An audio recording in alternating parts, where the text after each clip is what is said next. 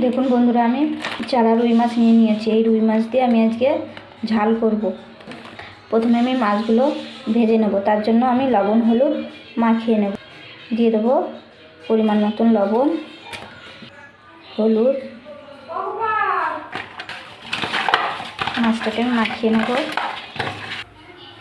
কড়াইতে তেল দিয়ে দেবো।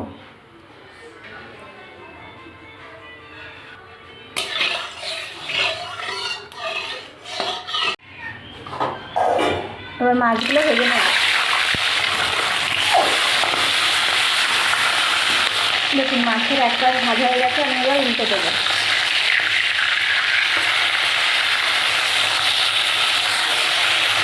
এবারটা আমি ভালো করে লাল লাল করে ভেজে নেব। এগুলো আমার ভাজা হয়ে গেছে, এবার আমি তুলে নেব। ঘষে নিয়েছি আর টমেটোটাও আমি ঘষে নিয়েছি। এবার আমি শুকনো লঙ্কা, আদা আর জিরেটা আমি বেটে নেব। দেখুন আমি মাছগুলো সব ভেজে নিয়েছি। এগুলো একটু বড় বড় ছিল বলে আমি এইগুলো কেটে দিয়েছি।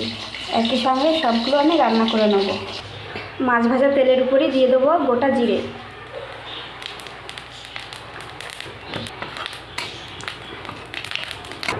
এবার ঘষে রাখা পেঁয়াজটা দিয়ে দেবো। পেঁয়াজটা আমি একটু ভাজা ভাজা করে নেব। পেঁয়াজটা আমি একটু ভাজা ভাজা করে নিয়েছি। এবার টমেটোটা দিয়ে দেবো।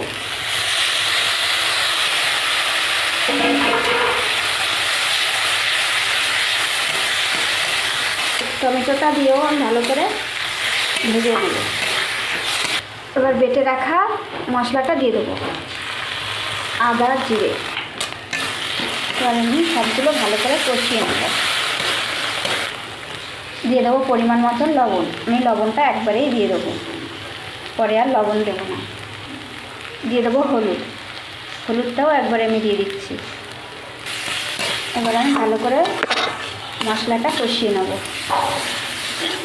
একটু জল দিয়ে দেবো, মশলাটা যাতে না পুড়ে যায়।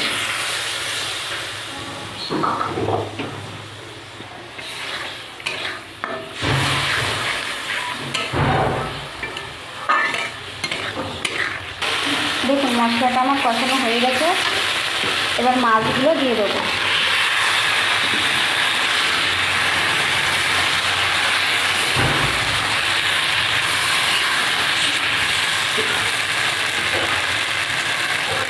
এবার আমি জল দিয়ে দেবো।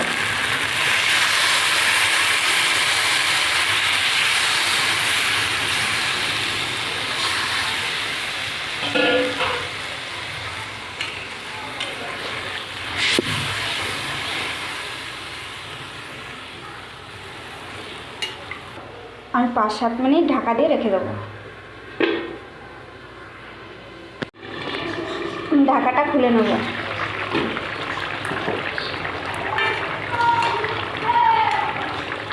দেখুন আমার ঝোলটা হয়েই গেছে। আর একটু ঝোলটা আমার হয়ে গেছে।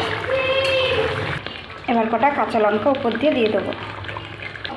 কাঁচা লঙ্কা আমি চিড়ে দিয়েছি। কটা ধনেপাতা ছড়িয়ে দেবো।